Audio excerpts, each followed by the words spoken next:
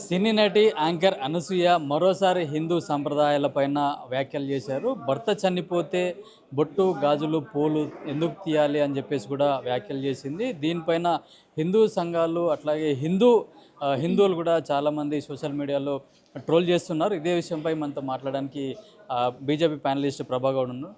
Madam చెప్పండి, అనసూయ మరోసారి కూడా హిందూ మతం పైన, హిందూ ఆచారాలపైన ఒక క్వశ్చన్ రేజ్ చేసింది. దాన్ని అంటే మీరేమంటారు? అమ్మమ్మ వాళ్ళు అప్పట్లో గతంలో చిన్నప్పుడు అమ్మమ్మలు, నాన్నమ్మలు గాజులు వేశారు, పూలు పెట్టారు, బొట్టు పెట్టారు. భర్త చనిపోగానే ఇవన్నీ ఎందుకు తీసేయాలి, అంత అవసరమా అనేది కూడా ఒక కామెంట్ చేశారు. ఇది మనం ఇప్పుడు పెట్టుకున్నది కాదు, మనకి తరతరాలుగా నడుస్తున్న సాంప్రదాయం. సో ఇప్పటికీ కూడా ఊళ్ళలో పాటిస్తారు, సిటీల్లో కూడా చాలా చోట్ల పాటిస్తారు. అంటే కొంత న్యూ జనరేషన్ పాటించదేమో కానీ చాలా చోట్ల పాటిస్తారు. కాకపోతే ఈ అనసూయ అనే ఆమె రోజు రోజుకి మతిస్థిమితం లేక ఏం మాట్లాడాలో తెలియక పిచ్చి వాగుడు మాట్లాడుతుంది.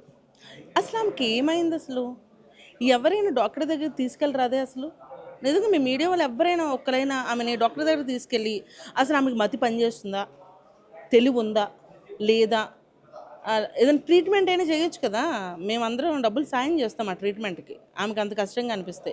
ఎందుకంటే రాను మొన్నటి వరకేమో శ్రీరామ్ మీరు చేయొచ్చు, మీరు తీసుకెళ్తారా డాక్టర్? తీసుకెళ్తాం ఖచ్చితంగా. వస్తానంటే నేనే సైకియాట్రిస్ట్కి మాట్లాడి ఈమె బుర్ర పని చేయట్లేదు, మతిస్థిమితం లేనట్టుగా పిచ్చి పిచ్చి వాగుడు మాట్లాడుతుంది. ఎందుకంటే నువ్వు ఇప్పుడు సెలబ్రిటీ ఒక ఇమేజ్ ఉన్నప్పుడు, ప్రజల్లోకి వచ్చినప్పుడు పిచ్చి పిచ్చి వాగుడు మాట్లాడితే, ప్రజల్లో పిచ్చి పిచ్చి వాగుడు మాట్లాడితే ప్రజలు దాన్ని యాక్సెప్ట్ చెయ్యరు.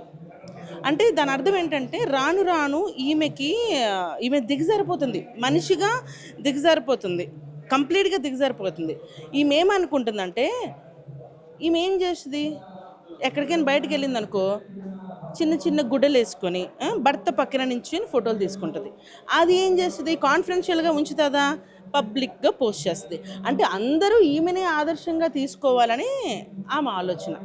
అది కరెక్ట్ కాదు కదా. ఇప్పుడు ఆమె ఏమంటుంది, మేము గుడ్డలు ఎప్పుకొని తిరిగినా కూడా ప్రజలు ఎవరైనా మమ్మల్ని అక్క చెల్లెలుగా చూడండి, ఇంకొకలా చూడకండి అని చెప్తుంది.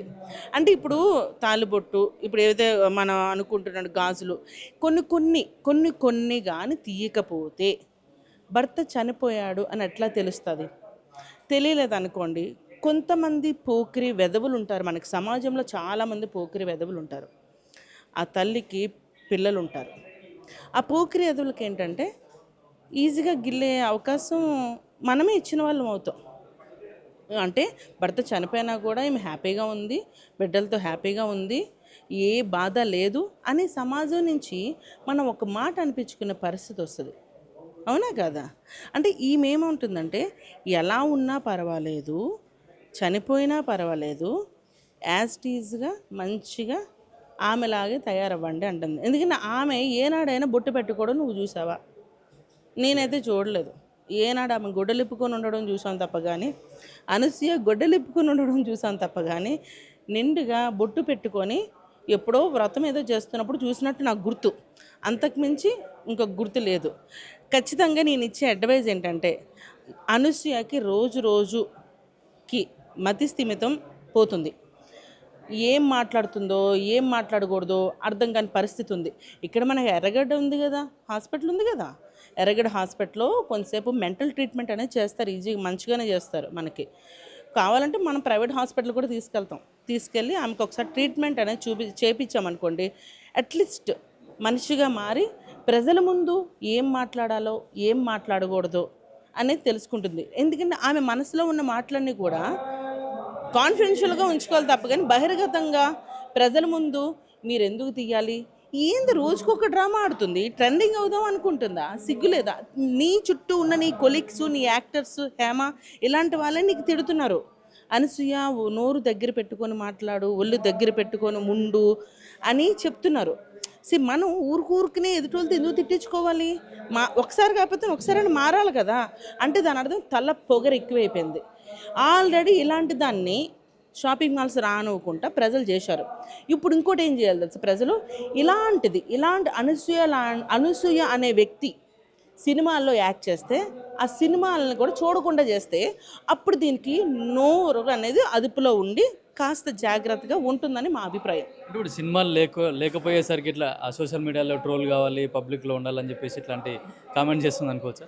ఇప్పుడు ఆల్రెడీ సినిమాలు లేవు, షాపింగ్ మాల్ ఓపెనింగ్స్ లేవు, ఏమీ లేవు. డబ్బులకి అలవాటు పడ్డారు కదా, డబ్బులకి ప్రతిరోజు ఏదో షూటింగ్లని మేకప్లు వేసుకొని వీళ్ళు అలవాటు పడ్డారు కదా షూటింగ్లు చేయడాలు, బయట బయట డ్యాన్సులు వేయడాలు అలవాటు పడ్డారు. ఆ మధ్యన అంతా ఏం చేశారు, ఆంటీ ఆంటీ అని పిలిచారు ఈమెకి, అదొక బాధపడింది. మళ్ళీ తర్వాత మొన్నేమో షాపింగ్ మాల్స్ ఏకంగా క్లోజ్ అయిపోయినాయి. ఇప్పుడు ఏంటంటే ఆమెకు ఆఫర్స్ అనేది నాకు తెలిసి కంప్లీట్గా నిల్ అయిపోయినాయి. అందుకని ఏదో ఒక పోస్ట్ పెడితే అట్లీస్ట్ డైరెక్టర్స్ చూసి ఈమె నెగిటివ్ అవుతుంది కదా ఎక్కువగా, సో నెగిటివ్ రోల్స్ ఇంకా బాగా ఇవ్వచ్చేమో అని ఇదొక పబ్లిసిటీ అనమాట. ఆమె కొత్తగా పబ్లిసిటీ క్రియేట్ చేసుకుంటుంది. ప్రజలు ఊరుకుంటారా? గుడ్లు టమాటాలు ఇచ్చి కొడతారు. ఈమె ఒక హిందూ కుటుంబంలో పుట్టి, ఒక సాంప్రదాయమైన కుటుంబంలో పుట్టి ఇట్లాంటి వ్యాఖ్యలు చేయడం ఎట్లా చూస్తారా? కేవలం ఒక హిందూ మతం మీదనే ఇట్లాంటి కామెంట్ చేస్తుంది. అంటే భారతదేశంలో చాలా మతాలు ఉన్నాయి, చాలా మైనార్టీస్ మతాలు కూడా ఉన్నాయి. వాటిల్లో కూడా కొన్ని ఆచారాలు కూడా కొన్ని పనికిరాని ఆచారాలు ఉన్నట్టుగా చెప్తుంది. మరి హిందూ మతం మీద ఎందుకు కామెంట్ చేస్తుంది, అట్లా వేరే మతం మీద ఎందుకు కామెంట్ చేయట్లేదు? అసలు ఈమె ఇంతగా దిగజారిపోయిన ఈ బ్రాహ్మణ సమాజం ఏమైంది? లేరా? ఉన్నారు కదా. బ్రాహ్మణ సమాజం అంతా కలిసి బయటికి వచ్చి ఒక ధర్నా చేయొచ్చు కదా, అవునా? అట్లీస్ట్ కొంచెం నినాదాలు చేయొచ్చు కదా, ఎందుకు చేయట్లేదు? ఈమె ఒక బ్రాహ్మణ కుటుంబం చెందిన ఆమె కదా, మరి చెయ్యాలి కదా. అంటే ఒక గౌరవం లేదు, వ్యవస్థ మీద గౌరవం లేదు, సమాజం మీద గౌరవం లేదు. ఇట్లాంటి పనులు చేస్తే అసలు వీళ్ళు ఎలా యాక్సెప్ట్ చేస్తున్నారా అన్నది మాకు అర్థం కాని ఆవేదన.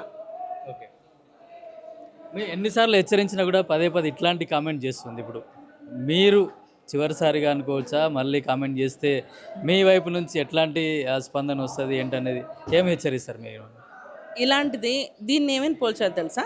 ఇలాంటి దానికి మర్యాద కూడా లేదు. నేను ఓపెన్గా చెప్తున్నా, అనసూయ బుద్ధి ఎప్పుడు కూడా కుక్క తోక వంకరి లాంటిది.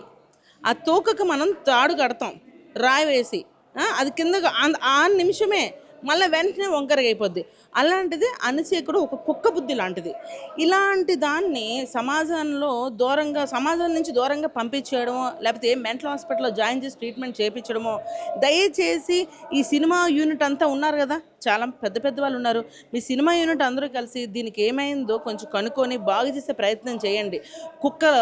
ఊరకుక్క పడినట్టు రోడ్డు మీద పడిపోతుంది, ప్రజల మీదకి ఏది పడితే అది మాట్లాడుతుంది. ఊరకుక్క ఎట్లా అరుస్తుంది బావు బావు బావు అని, అట్లాగే అనసూయ కూడా బావు బాబు అని అరుస్తుంది. ఇట్లాంటి మాటలు తగ్గించుకుంటే సమాజంలో అట్లీస్ట్ నీకు కాస్తైనా మనిషిలా చూస్తారు. ఇప్పుడు ఎవరు అనసూయని మనిషిలా చూడట్లేదు. ఎందుకంటే ఇంకొక అనుమానం కూడా ఉంది, అసలు ఈమె మన తెలంగాణలో ఉంటూ యాంటీ సోషల్ ఎలిమెంట్ కింద ఈమె నడుస్తుంది పరిస్థితి. ఈమెకి ఏమైనా సంఘ విద్రోహ శక్తులతో ఏమైనా అండర్స్టాండింగ్ ఉన్నాయేమో అని డౌట్లు కూడా మాకు వస్తున్నాయి. ఎందుకంటే నేను మా అనుమానం కూడా ఎందుకు అనేది మీకు చెప్తా. మొన్న జంతర్ మంతర్ జరిగింది కదా అక్కడ ధర్నాప్పుడు కూడా భరత గురించి మాట్లాడినప్పుడు, శ్రీరాముడి గురించి మాట్లాడినప్పుడు తను ఏం మాట్లాడింది?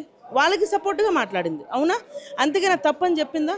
అంటే అక్కడ ఎంతమంది యాంటీ సోషల్ ఎలిమెంట్స్ వచ్చినాయి చెప్పండి? యాంటీ నేషనల్ ఎలిమెంట్స్ చాలామంది వచ్చారు, అవునా కదా? అంటే ఈమె ఎవరికి సపోర్ట్ చేస్తుంది? సంఘ విద్రోహ శక్తులకి సపోర్ట్ చేస్తుంది, అంటే దేశ విద్రోహ శక్తులకి సపోర్ట్ చేస్తుంది అనసూయ. అసలు ఈమె నమ్మడానికి కూడా లేదు. ఏమైనా టెర్రరిస్ట్ గ్రూప్తో ఏమైనా ఇంటర్నల్గా ఇప్పుడు డబ్బు కోసం వీళ్ళు దేనికైనా దిగజారిపోతారు కదా. ఏ టెర్రరిస్ట్ గ్రూప్తో ఏం ఒప్పందం చేసుకుందో, ఎందుకు ఇట్లా నెగిటివ్ పబ్లిసిటీ కోరుకుంటుందో, ఎందుకు ఇలా మన హిందూ దేవుళ్ళని మన సంప్రదాయాల మీద పిచ్చి మాటలు పిచ్చి ఊరకుక్కలాగా బిహేవ్ చేస్తుంది అనేది మా అందరికి ఉన్న అనుమానం. దీన్ని ఖచ్చితంగా ఒకసారి లోపలేయాలండి. ఖచ్చితంగా ఒకసారి లోపలేసి టీమ్స్ చాలామంది ఉన్నారుగా, ఏసీ 2 కోటింగ్లు వేస్తే కానీ సెట్ అవ్వదు. అది ఖచ్చితంగా. అయితే అనసూయ మతస్థితం సరిగా ఉందో లేదో ఒకసారి చెక్ చేసుకోవాలని చెప్తున్నారు.